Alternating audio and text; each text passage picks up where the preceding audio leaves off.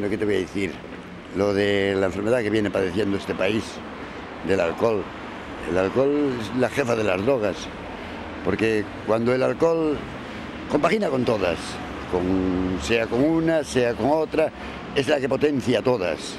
Y eso está tan tapado que no hacen nada por desenmascarar lo que es la enfermedad del alcohol. Aparte, mucha gente que está en tratamientos por culpa de las drogas, ¿entiendes? Están tomando metadona, y otros fármacos, y lo potencian con el alcohol. Eso debían de mirarlo los centros que están competentes para echar una mano a esa gente, porque vas por cualquier sitio por ahí y miras gente, por desgracia. Yo también fui uno que padecía el alcohol, mucho. Hasta que tuve el valor de dejarlo, gracias a lo que me enseñó el doctor Teijeiro Royce, porque fue un profesional, y entonces, claro, ahora me dedico a eso, a ayudar a la gente.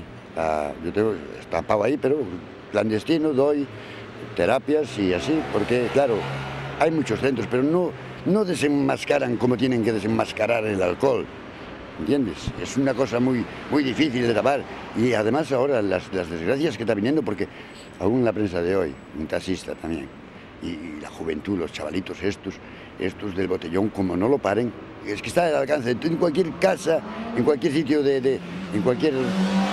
está al alcance de cualquiera, incluso hasta los pequeños, cuando son pequeños ya, sí, a celebrarlo, una copa de champán o lo otro, por Navidades, y a la larga crían la adicción, porque el alcohol es una droga de las que más tardas en engancharte, pero también más trabajo te va a dar en salir, porque como siempre la duermes, piensas que mañana lo voy a dejar, y me pones toda la fuerza de voluntad, y la fuerza de voluntad no vale para nada. Si no tienes un profesional que te oriente sobre eso, la fuerza de voluntad, olvídate. Porque hoy sí, lo dejaste 2, 3 días, 4 días, pero al quinto ya va igual, ¿entiendes? Y esto es muy largo y tendido para hablarte de esto así, ¿no? Bueno, yo saludo a mi compañera Carmen y a mi madre, Elisa, que es lo mejor que tengo en esta vida, mi madre.